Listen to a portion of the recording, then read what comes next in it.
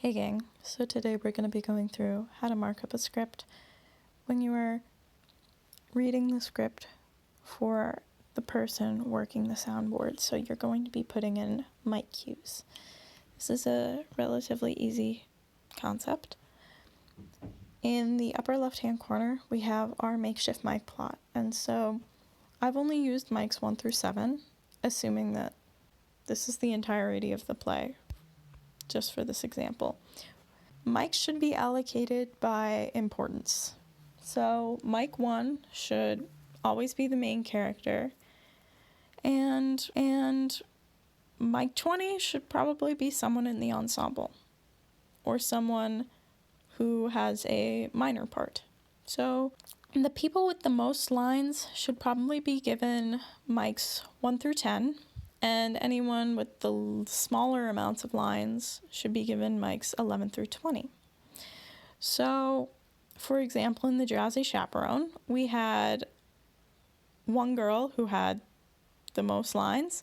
She was mic 1, and mic 10 was, I believe, the butler, who also had a fair amount of lines, but didn't have as many lines as the girl who was the lead, or the love interest, or anyone mics 1 through 9. He had less lines than mics 1 through 9. Another way you can allocate mics is by grouping people. So for the Drowsy Chaperone, we put the bride and the groom together. They were mics 1 and 2. And then for people who were in scenes a lot, so the two evil bakers, the gangster bakers, that's what they were. And we made them mics 7 and 8. So it was easier to just kind of push the two buttons next to each other. So it's kind of up to you, but those two options are how I would recommend doing it. So over here, these are how you would mark up your script. So 3 and 1 are Gabriella and Miss Montez, and so they are the only people in this scene. So I set 3 and 1 on. And then here, you might be like, what? 2, 4, and 5 aren't on.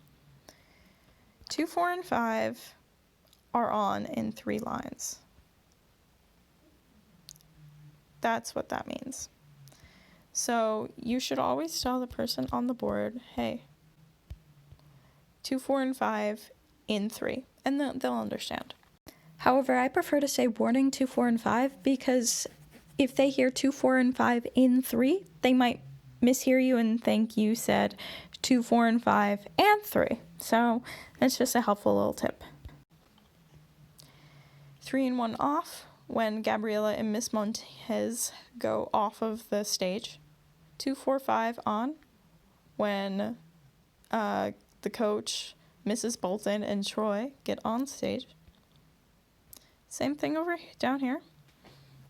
6 and 7 are on in 3 lines, and 4 and 5 go off when 4 and 5 go off of the stage.